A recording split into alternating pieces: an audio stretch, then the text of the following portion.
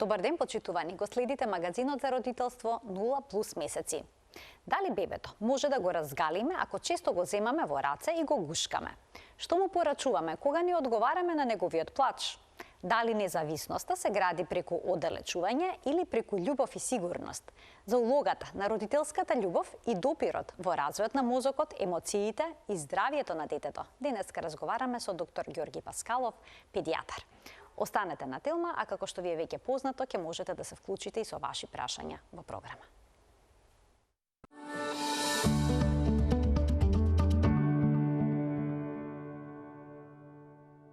За љубовта како темел на детскиот развој, денеска зборуваме со доктор Ѓорги Паскалов, педијатар невролог од ПЗУ доктор Паскалов. Докторе, добар ден и добре дојдовте во магазинот за родителство 0+ месеци. Добре најдов, многу ми е мило што сум тука. Благодарам на покана. Докторе, каква е улогата на допирот, на гушкањето, на прегратките, бакнежите, воопшто на родителската љубов врз развојот на детскиот мозок? Има педијатриска страна и родителска страна. Педијатриската страна, уште од првиот ден, уште од првиот допир, уште од првото гушкање, се лачи бондинг хормонот, што е окситоцин. Паралелно со него се лачат и допаминот и серотонинот, а дури и хормонот за раст. Со активација на овие хормони се намалуваат активациите на адреналинот и кортизолот, со што стресот се намалува. И кога ќе се направи една таква кохезија, родителот и бебето и детето се навлекуваат на тоа убаво чувство, љубов. Така да родителската страна е таа експресија на љубов што се дешава од оваа хемиска активност. Дали е точно дека дури ако бебето е родено со едно тешко породување, доколку е под стрес, доколку се стави на градите на мајката, ќе се смират, да речеме, тахикардијата? Апсолутно. Skin on skin. Уште меѓу првите препораки на УНИЦЕФ. Значи, да нема поубаво нешто да видите као медицински работник, пример, и верувам како родител да го осетиш со тоа што автоматски кога ќе се роди бебето се става на мајката и буквално имате една комплетна смиреност и огромна љубов која дури ни собата не може да ја додржи. Мене секогаш ме интересирала другата страна на татковците. Затоа што овдека имате една толкава кохезија и нешто што стварно нешто од една најбавите работи во светот што можеш да ги видиш да се случат. А од друга страна ме интересирала и страната на татковците кога прв пат им го покажуваме бебето, они се сите исто онака преубаво збунети, среќено збунети. И од една страна имаш оволкава експлозија на љубов, од друга страна се толку среќни кога ќе ги ставиш кај рацете кај татковците. Они се така се дали добро го држам, дали што правам, како правам, ќе ме погледне мене јавак. Тоа е тоа. Да, и ја мислев дека ќе го скршам тој синџир. Мислев дека ја педијатар, па нели кога се роди син ми, ќе отидам сега ја во родилиште, па тоа бебе, што бебе. Кога го видов, мислам дека бев најизбунет у болницата и у радиус од 50 километра. И покрај целокупното искуство? Така да многу ме интересира да тие од двете страни како се доживува. Како изгледаше вашиот прв момент кога го земавте во раце? Па ја отидов у болница многу самоуверено. Како демеката готова, се педијатар, немам гајле, бебе, како бебе, нели, кога го видов, значи комплетно се шатдаун, рестарт на системот, нема под педијатрија таму. Има само едно прекрасно чувство и стварно се едни од моментите за кои стварно вреди да се живее. Така е. Присуствувавте на породувањето, бидејќи денеска татковците се потикнуваат и на тој чин? Не присуствував, што све се деси некако нагло. Али сум присуствувал на многу раѓања, што дел од специјализацијата ние поминуваме во родилиште, ја поминав во болницата во Чаир, што е стварно една светска болница. Сум голем поздрав до персоналот таму што ептен ме чува и буквално таму ги видов сите овие моменти што ги зборам. Тоа што ме интересираше на другата страна, добро, како ова може да е толку моќно? И онда кога ќе го разглобиш на хормонско ниво, на медицинско, физиолошко, онда све има некако логика. Така си се разјаснува. Апсолутно, да. Вела дека контактот кожа на кожа е исклучително важен помеѓу мајката и бебето, но дали се препорачува таков контакт кожа на кожа и помеѓу таткото и бебето? Почнува, да се ама малце помалце ради тоа што има контрола на инфекции во денешно време. Значи, таткото може да биде присутен, ама мислам дека Знаете како еднаш кажав мајка е мајка, се друго е скроз окей.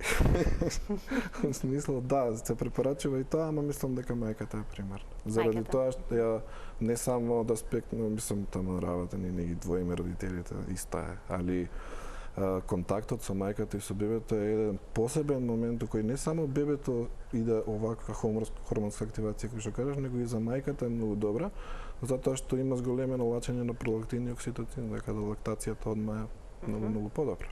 Значи веднаш може да се започне со доење? Па може да, како не, сум одма после тоа, да. Али има и процес кога тоа е подолго трајно, например, поготово ако бебето е пред време родено, онда се става како додека е во родилиште, не? Се става како во марама, тоа се вика процес на кенгурирање. Има ли вистина дека бебето може да се разгали ако премногу се држи во раце и се гушка? Па, разгалување е зависност од овие процеси што до сега ги збори. Знаете, сите кога ќе видиме нешто убаво, мозокот го регистрира како ова го сакам уште еднаш. Дали е зборот размазување, онака, дали е тоа правилно? Апсолутно да. Да, јас сум за размазување на деца. Аха, нема ништо лошо во тоа. Апсолутно. Нема ништо лошо родителот веднаш да одговори на плачот на бебето. Па ако има трпение, да, зашто мада видите, исто пак ќе се ставам јас со син ми мислев дека готово сега ти тука ја дојдов, ја деца сум растил, ти мене ќе не, он плаче, ја го зимам. Чаме се правиме храбри така. Ние збориме за тоа. Али во реалноста мислам поготово и пациенти где го доаѓаат кај мене во родина родителите. Сите сме склони кон нежност кон децата. Мислам, да, ние сакаме да применуваме методи. Ама мислам дека тешко ни оди. Искрено. Па може би така треба. Да, апсолутно. И сега има еден совет, бебето да спие во истата соба со родителите. Тоа е една нова препорака. Зошто е тоа така? Значи не во исти кревет, но во креветче покрај. Да, тоа е нова препорака. Имаше едно истражување во Англија, од Есекс. Беше направено на околу, да, не е старо истражување, може да е некои 10 години, 15. Беше направено на огромен број на деца, околу 15.000. Да деца кои спијат у кревет со своите родители. Значи, заедно со нив? Заедно со нив. Што реално, да, има случаи, еве и денеска, кој детето спие посебно у своја кревет, ама прашање на време е кога ќе има некој лош сон или ќе сака да јаде или ќе сака да си игра у 4 сабајлени, што е многу често како појава.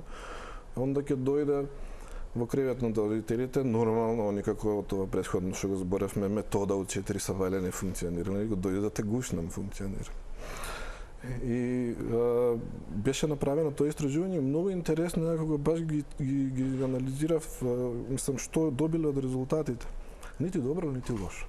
Значи, деца кои спиеле посебно и деца кои спиеле заедно из кревет со родителите, апсолутно имаат идентични резултати. Има мала дискрепанца, али генералниот резултат е дека е исти ефектот. По смисла на ништо лошо нема да му се деси на бебето, ако спие со родителите или на страна. Така да подобро е да спие одделено според мене. Од милион разлози. Мислам, прво како бебе, сега според Америчка асоциација на педиатри, прво нешто што ќе извади ако ставите бебе у кревет со родителите, он е sudden death синдромот, кој случајно спиење може да се преклопи бебето. Синдром на ненадена смрт. Точно. Има многу теории како еве ќе добие бебето кошмари. Правиот сон кај децата се јавува меѓу 7 и 9 години. Детето нема формиран сон до тогаш. Така да може да слободно да го оставите на страна и тоа што го сонува, пример од 1 до 3 години, он сонува само слики, после тоа од 3 нагоре више подличното кога ќе помине, он да сонува некои краткотрајни мемории, додека да добие комплетно оформен сон се минимум 6, а според новот 7 до 9 години. Се може да сонува како возрастен. Затоа што тога имаш оформен идентитет, више има одговорна активност, што се вика школа. Чи он мора сам за себе више да почне да учи, па да се таму да иде у колектив, више свесен за самиот себе и со тоа доаѓа и формираниот сон. Сега доколку на таа возраст се јави некој проблем, кошмари, лоши соништа и детето сака повторно да спие во родителскиот кревет. Па, знаете како, нема тука права формула. Али мислам дека е скроз оправдано да ако некој има кошмар да преспие со родител таа вечер. Не мора да биде константно.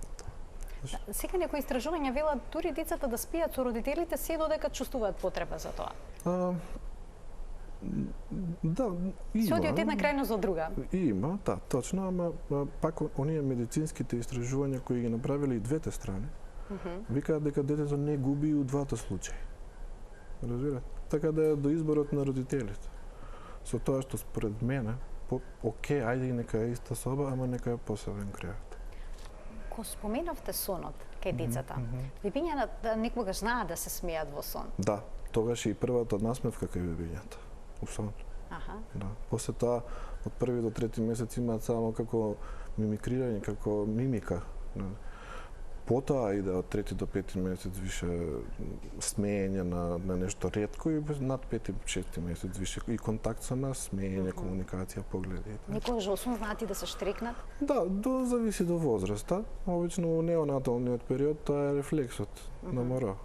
Да, се дешава. А малку поголемите деца пак се соочуваат со еден проблем во текот на сонот, тоа се нотни стравови. Точно, поготово. Night terrors, нотни терори? Точно, баш така. Што не е исто што и кошмар? Не е исто, зависи до возраста. Да, ама ако е изложено на телевизор, телефон кој има таква содржина, нормално е да некад се појави и таква нешто. Во тоа што во моја пракса гледам дека потемпераментни деца, што се онака цело време ајде нешто да правиме, навечер знаат да преживеат дел од таа. Као и родителите го толкуваат како нешто лошо. Не, он само нема доволно формиран сон, само преживува некој фрагмент и толку. Да се навратиме на новороденчињата и на техниките за заспивање или пак учењето на само заспивање. Да. Има еден метод наречен cried out, кога бебето се устава да се исплаче, родителите воопшто не реагираат на детскиот плач, за бебето самостојно да заспе. Што вели педиатријата во однос на ова? Тоа е една од најстарите методи. Дури мислам, да, крај на 19 век. Доктор Холт тогаш ја има поставено 1890 некој. Многу истражувана, многу зборена. Јас кога уште почнував како млад доктор, уште тогаш више се надзираше почетокот у Македонија на крајот методот. Значи, што едно време беше доста заборавено. Значи, татко ми и дедо ми сум ги прашувал, значи уопште не биле никогаш спомнувани. Али можда биле, можда не у нашиот круг. Али кога почнав ја да работам, онда беше и како популарно. И баш ме интересираше тоа како ќе се одвива и до каде ќе отиде. Ама после многу години има друг став кој дополнува крајот методата. Тоа беше од доктор Фебер, мислам. Фебер се викаш. Тоа е негде крајот на 80-тите, почетокот на 90-тите, но формира теорија во која крајаутот па и не е толку добро да е до крај радикален.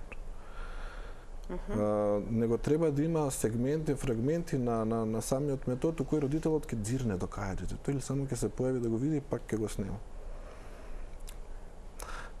Мене тоа искрено, да, окей, сигурно тоа се еминентни стручњаци, ама некако ми е тешко да ствари го оставам бебето да ми плаче. Ја не познам родител кој што успеал. Точно, така сакав и да завршам. Ствари ја не познам, мислам, што издржал. Можда на рака ќе ги набројам, ама тоа е родители кои имале среќа. Онака да бебите им се спанковци. Не мислам дека они биле толку... Дека методот е толку ефикасен? Зашто знам човека. Јас со моите пациенти и родители сум пријател, малте секој втор ден се гледаме. И знам дека не издржуваат баш. Сега на муабет кога ќе седнеме и ја издржувам, но врска нема. Мислам, ја никад не го остави Теодор да плаче. Кога може да се очекува бебето само да заспие? Или да приспие ноќте, ајде по-конкретно нека биде. Да, се зависи од бебето и од динамиката на неговата исхрана. Има бебиња ќе се надојат од 9 до 7 сабајле ни глас. Има бебиња на сат време така да јадат. А се е до организмот. секој организам приказно се. Од првиот ден има, првиот не, али после првиот месец може да спијат барем некој саат, додека ќе поминат оние фази на симбиоза, како да кажем, на залепување за мајката, на баланс со родителите и тогаш се прави една смиреност после месец и пол прилика раѓањето и бебето си фаќа една своја динамика која може дури 4-5 сати навечер да врзе со и после тоа само се зголемува. Така да некои имаат среќа. Да, се работи за среќа, точно. Некои бебиња се успиваат цицајки. Советувате таков пристап? Па затоа што со текот на времето потоа бараат поцелам да ги да цицаат. Точно, да. На секој будење бараат дојка. Да, не сум за тоа. Не сум за тоа, затоа што мислам дека нема поента ако цел ден си активен со доење, да и навечер родителот биде константно буден, за да доја, а секако дневниот днес на калории е возможен преку денот. Така да, кога ја почнував да работам педиатрија, ставовите ми беа различни, затоа што ми беше битно само бебето. Битно ние да доиме. И бебето да биде надоено, и да биде здраво. А тоа мајка, татко, баба, деда, тоа остаи сега бебето. Уствари, со години сватив дека се треба да биде во идеален баланс за да функционира. И мајката е многу битна, и таткото е многу битен. Значи, треба, као педијатар, треба буквално да го најдеш центарот и тука се да избалансираш. Што доколку родителите се преморени, исцрпени? Како не? Тоа води понекогаш и кон конфликтни ситуации, нетрпеливост. Сигурно, ама добро, таа се периоди, се поминува. Но голем предизвик е. Апсолутно. Така. Апсолутно. Сега, дали децата кои што почувствувале љубов, сигурност во првите месеци од животот, значи дека ќе имат поголема самодоверба или пак емоционално стабилност подоцна емоционално стабилност, сигурно. За самодоверба мислам дека е подолг процес на растење. Затоа што една од моите омилени дефиниции за билдање самодоверба кај дете е како родител гледа го од страна како ќе се соочува со последиците на неговите одлуки. И момент кога стварно не може, гурни го малку. Само тогаш? Да. Да ги вклучиме гледачите, докторе, во денешната емисија, во магазинот за родителство 0+ месеци со нивни прашања, почитувани. Емисијата е контактна, телефонскиот број на телевизија Тилма е веќе испишан на екранот. Може ли недостатокот од емоционална близина, топлина да влие директно и врз имунитетот на детето, врз неговото здравје? Имунитетот е најкомплексно нешто и он обично оди последен кога се друго ќе се најде засегнато. Кога више имунитетот го засегаме, значи стварно се црвено знаме. Али да, секако дека да. И се тоа ради тие стрес хормони кои прават константна активација и поголема динамика на целиот организам и тоа се троши. Мора да има некоја реперкусија на крај. Има ли вистина дека децата кои што не сакаат да одат во градинка, почесто се разболуваат, дека тоа им влијае на имунитетот? Па почесто се разболуваат ради тоа што го немаат поминато периодот на адаптација во градинка, кај што првите неколку месеци се константно, да кажем, под удар од инфекции. И тоа го пребродуваат, имунитетот доаѓа у добро ниво и тогаш продолжуваат и тераат долго време. За разлика од деца кои не посетуваат градинка, колективни настани, било што голема група на луѓе, што се чувани поише дома. Мислам да се разбереме, има и такви деца кои не можат да одат у градинка. Има деца имунокомпрометирани, има деца со други проблеми кои одреден период треба време за да тргнат у градинка. Али еве збориме генерално. Да, по неотпренце, што е логично. Ја кога почнував педиатрија да работам 2 години бев болен. И вие? Од последен контакт со пациенти? Да. Сите вируси поминуваат? И после тоа Ви се стабилизираше ваш имунитет. Да, бев болен, онака кога бев здрав, дури ми беше чудно. Еј, супер, колку добро. Значи, постојано ви се случуваше тоа во првите 2 години? Па не, година сигурно. А сега? Сега сум добар да чукнам дрва. Па ќе видиме за кога. А што е со децата кои што пречесто се разболуваат во градинка? Дали понекогаш им советувате да направат некаква пауза?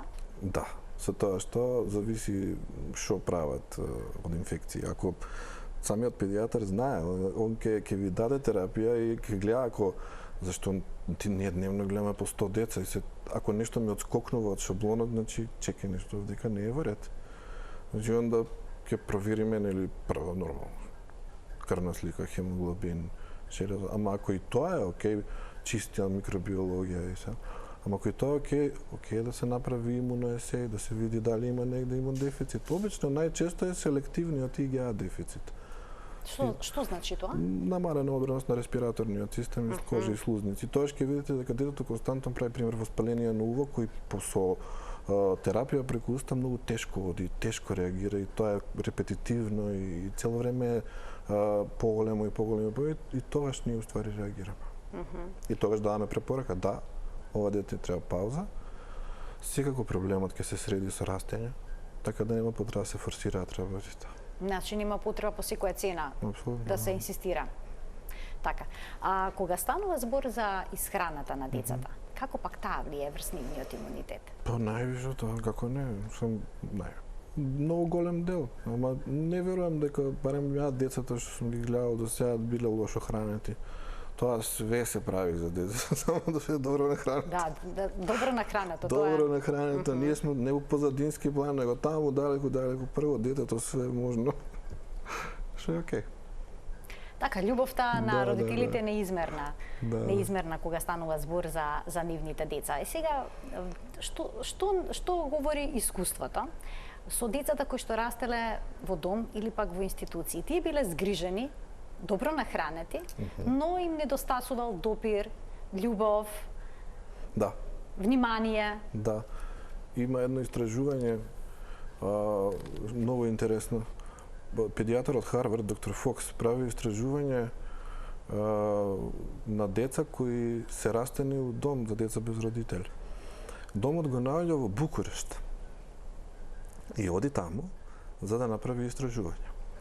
Зошто таму? Зашто тој од многу домови тој му бил идеален затоа што имало дискрапанца помеѓу одели кај што децата буквално биле само чувани за да извршат физиолошка потреба на хранети, напиени, нели покриени, ама емоционално љубов не дадена.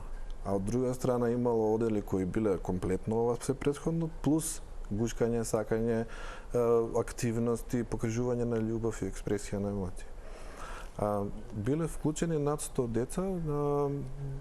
Истражувањето покажало дека децата, првата група која била со без емоции дадени, имало намалување на волуменот на мозокот и на белата и на сивата мозочна маса. Помал волумен од овие други. Значи во самата структура на мозокот. Во самата структура, тоа се микро, нели, не е тоа дека, али имало разлика. Што е многу интересно истражување.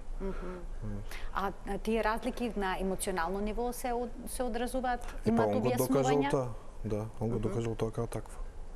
Тоа значи дека децата кои што растат со љубов, ќе имате дури, како што почнавме на самиот почеток на емисијата, подобар мозочен развој.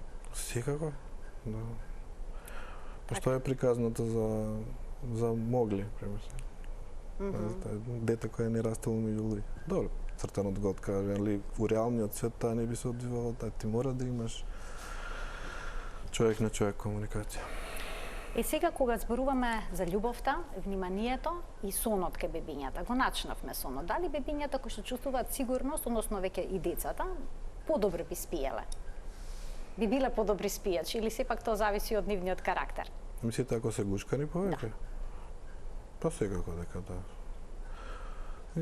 Љубовта е позитивна на сите нивоа. Мислам дека е единственото средство кое делува позитивно на сите можни нивоа што постојат. Така да. Дури на апетитот? Дури и на апетитот. Ке напредува бебето подобро?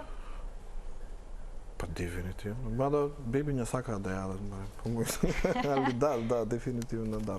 Мислам кога ја гледаш глобалната слика, да. Ке ги вклучиме гледачите да го слушнеме првиот гледач во денешниот магазин за родителство 0+ месеци. Добар ден. Добар ден. Повелете, во програма сте. Кога го вклучив емисијата пред 10 минути, ја прочитав темата. Навистина ми стана интересно и велам една прекрасна тема, што сметам дека во нашето општество се уште не е толку добро втемелена, затоа што свесни сме дека некои дечиња се уште до ден денес не растат во љубов, нели не растат во сретни семејства, и навистина сметам дека треба едно дете да биде одгледувано со премногу љубов, за да биде среќно и свесно за тоа што значи еден живот и како да напредува. А секако нели како во развојот, така и во здравјето. Една прекрасна тема што навистина ми се допаѓа и сметам дека треба на неја премногу да се говори во нашава земја, за да бидат свесни некои родители, дури и да има работелници, тоа да го спроведува психолозите во училиштата, за тоа како едно дете треба да расте во едно убаво општество. Тоа е. Има се убаво. Така, ви благодарам за поддршката и за тоа што не следите со внимание. Се надевам дека ќе останете до крајот на денешната емисија. Ви благодарам за вклучувањето. Докторе, ние продолжуваме понатаму. Повторно темелот ќе ни биде љубовта и родителите и децата, но може ли да се претера со љубов? Односно, љубовта да премине во претерана грижа за детето? Па може, ама мислам дека не е од квантитетот на љубовта. Тоа е се два паралелни процеси. Не мислам дека љубовта е... Да, мислам, сите имаме љубов кон децата и таа кој има повише, не се мери. Таа е безусловна љубов, така. Точно. Немирлива. А од аспект на overprotective, нели, парент, така се презаштитнички родител кон детето, да, тоа е појава која постои. Би препорачал да не се оди до таму, ама некогаш не бираме самите, некако не носи процесот натаму. Али доволно ако сме свесни на време, за да се повлечеме малку, за да дадеме шанса и на детето само да проба да се бори за некои работи. Така. Како всушност се гради самостојноста со повлекувањето на родителите, да се остави детето да му се дадат крила, или со градењето на чувство на сигурност во првите месеци после раѓањето, или тоа е еден сложен процес, можеби од двете овие работи? Во првите месеци дефинитивно ова што го кажавте. Значи да му се даде сигурност. Штом ќе почне бебето да лази и да истражува, или да седи стабилно па да лази, значи дефинитивно треба да се пушти да истражува сам. Ние сме тука. Али ако не го пуштиме па и понатаму од детскиот развој, ако не научи од своите грешки и да се соочува со одлуките кои ги донел, онда само таа формула води кон прогресивен развој. Некогаш родителите велат, од преголема љубов сакам да ги завршам работите за него. Точно. Тоа сите го правиме. Али до одредена мера. Кога ќе претераме, може да треба малку да се повлечеме. Да процениме кога сме ги надминале. Па да, мислам границите. дека можеме. Мислам дека можеме. А што е со оние родители кои што децата ги чуваат под стаклено звоно? Што тоа значи за нивното здравје? И емоционалното, но и физичкото? Па физичкото е дека се да кажам, неотпорни на инфекции. Или се чувани, да не се мешаат, да не се... од аспект на децата како единки, многу потешко се социализираат, например, али пак се социализираат на крај. И пак ќе ги поминат инфекциите на крај. Да, на крај ќе ги поминат инфекциите. Значи пак ако не ги поминат во градинка, тоа ќе биде во училиште. На Лулашки, да.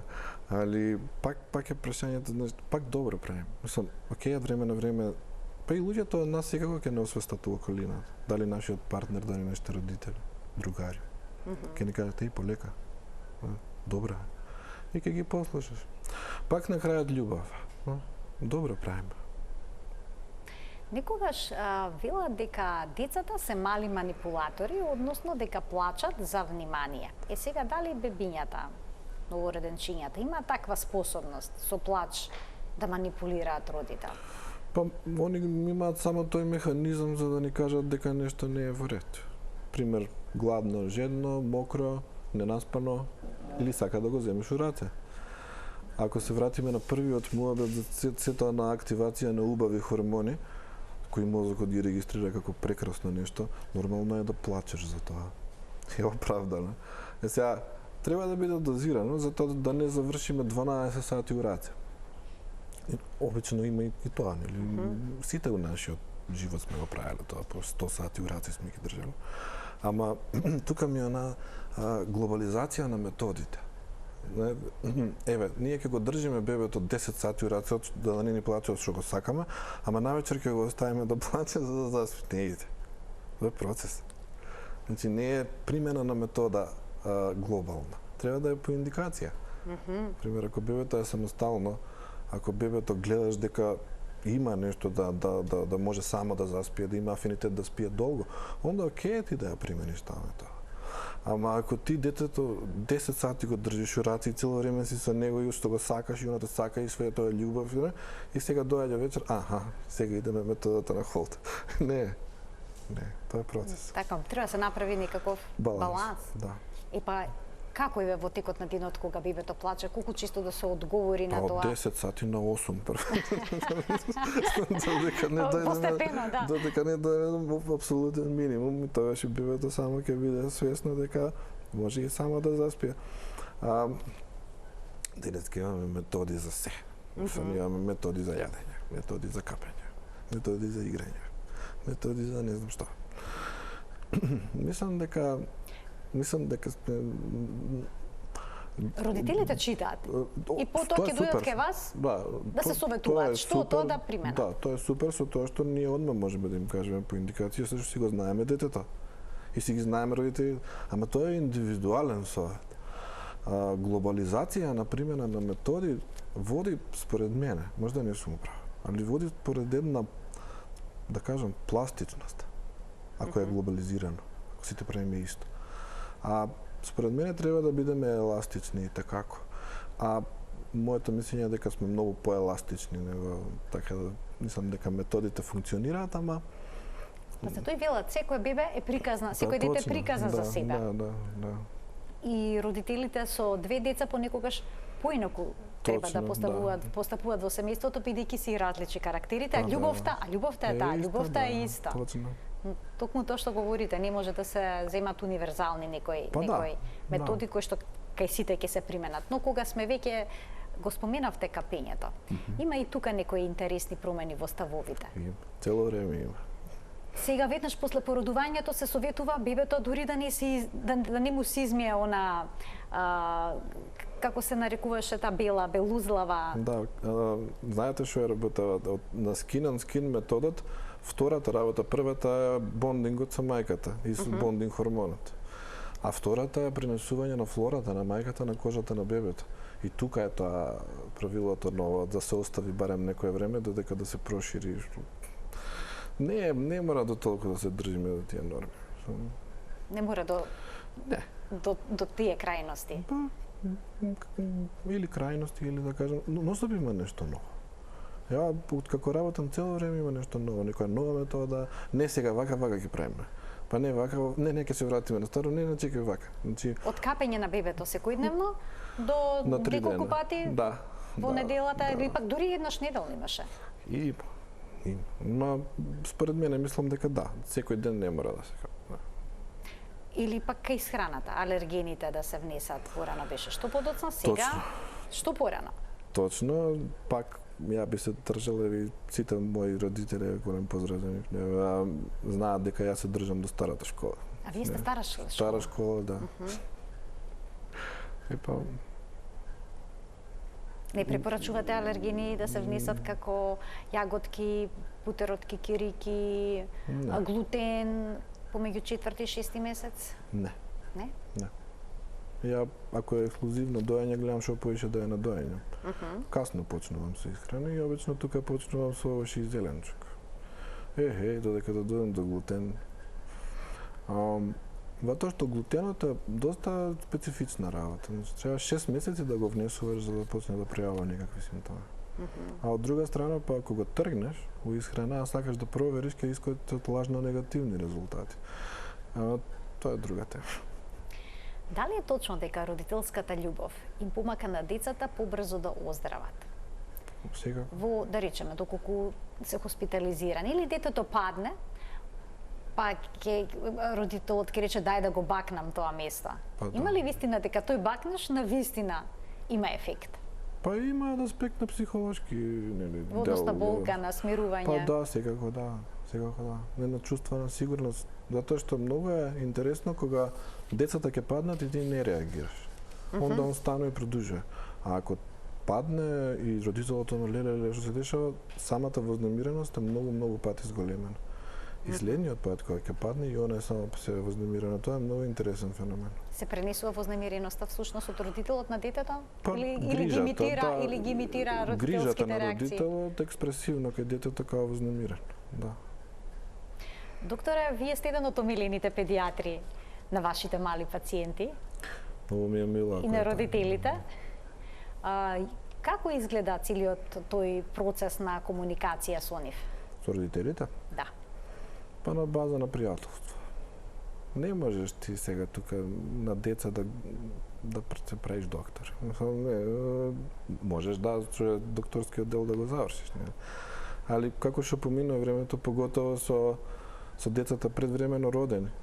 Значи имаш посебна врска тоа. Ти стануваш како некој прв братовчет со И нив треба почести следења. Цело време, да. Цело време. Али е многу благородна работа. Многу супер кога ги видиш пораснати. Колку често се гледате со пациентчињата што се предвремено родени? Па, ја преферирам да работам со таа категорија, така да доста често. Ми се допаѓа таа интензивност на комуникација и цело време да сме тука, да следиме, да правиме, така да ефектот кога ќе го видиш дека нешто си направил за него и пораснал и е се супер, неописливо нешто. Какви се денешните родители? Читаат ли? Доаѓаат ли полни со информација? Не. Имаат ли ставови во однос на лекувањето? Па сега разговараат со вас, дали да се даде антибиотик или да не се даде? Порано многу сега не. Не? Не, Се тоа се промени тоа? намали, да се намали. Имаше одреден период кога беа, да кажем, информирани, сега се само информирани доволно. Сакате да кажете кај тоа е променето? Да, на подобро. Подобро е тоа? Па подобро е затоа што секој треба да си работи својата работа. Доаѓаш кај педијатар, он завршил за таа, специализирал, учел, се едуцирал. Океј. Значи со поголема доверба сега доаѓаат За во однос на среќа, да, порано. дали дека сега сум стар веќе. Па поголема доверба. Кога бев помлад, веројатно, а и подолга коса имав тогаш. Значи, како не им влева многу добро. Се шал. Кога има потреба да се убедувате, како тоа изгледа? Треба или не треба? Понекогаш родителите може да бидат многу упорни. Се, ама тоа е за добро. Нели? За добро на детето. Секогаш им кажувам дека јас сум на нивна страна и дека никогаш ништо нема да направам за да лошо да биде. Само добро. И тоа што смирувам. Зашто најчесто сега се јавуваат во летниот период? Па сега е сезоната на стомачни вируси. И обично одат на одмор, па некако таму ако се измешаат, па генерално е тоа. Температура, стомачни вируси. Ништо посебно. Додуше ова лето е стварно да не, да кажам мирно. Родителите со мали бебиња обично сакаат да појдат на летување. Тоа е добро и за нивното психолошко здравје, значи и на возрастните. Но препорачувате ли мало бебе да се однесе на море или пак на езеро, каде што се високи температурите? И доколку родителите појдат на таков одмор, што им препорачувате? Па да, сега да не идат со новороденче. Барем 3 месеци нека има. Тоаш може да идат слободно. Обавезно да имаат парацетамол сироп или сироп против температура, да не ги именувам. Ништо друго. И нека не пробуваат да лечат доенче сами у друга држава без присуство на лекар. Така да они сакаат сите нормално да ги разбереш луѓето. Само не сакаат да се спремни. Ама како ќе си спремен? Еве, ќе носим и антибиотици, ај за поголеми деца и сироп против алергија е добро, ама за доенче сега сам да носиш одлука за сироп против алергија, баш па и не би препорачал. Пак си треба доктор. Зашто лекот не е најавен за доенче, ако мора се дава, ај за дете ќе помине, нели? Али вака е, мислам дека треба да е малце поселективно. И што дека носиме цела аптека на одмор, кога пак одлуката треба да биде на педијатарот. Добивате понекогаш пораки или пак повици Па од мислам дека летувалиште? Па да, мислам дека најдобар случај околу 100 дневно. 100 повици дневно? Не повеќе, не. А пораки? Пораки. Одговарате на сите? Гледам. А и сите мои колеги, поздрав до нив сите што сме педијатри, Така, примерно сите Скопје. педијатри, да. Тоа не е главна тема, онака кој колку пораки добил, значи ја водам. Знам само медаља. Колку пораки најмногу сте добиле? 400. 400 Во прилика. во еден ден? Да. И сакате да ми кажете кога одговоривте на Сега не ги пораките? бројам порака како па уште 5 пораки од еден човек, таа ќе бидат многу. Као 400 као посебни единки. Во одреден период од годината тоа се случило кога Да. има температури или Да. пак вируси? Обично е февруар. Аха, тоа е Да, најинтензивниот. ќе поминат празници, ќе си спомешаме сите зимски инфекции. Така. Така. Докторе, ви благодарам многу за вашето Ништо. гостување во магазинот за родителство Ми 0 беше плюс месеци. задоволство. Еден интересен разговор денески, тема која што е малку поневообичаена. Зборувавме за љубовта како темел на целокупниот развој на детето. Да заклучиме дека тоа е всушност суштинското Да, баш нешто. така. И Многу дека ви никогаш благодарам. нема премногу љубов родителска. Точно. Тоа е реченица на мојот професор, што ми беше по психолог познат, Сашо Петковски. Никогаш доволно љубов.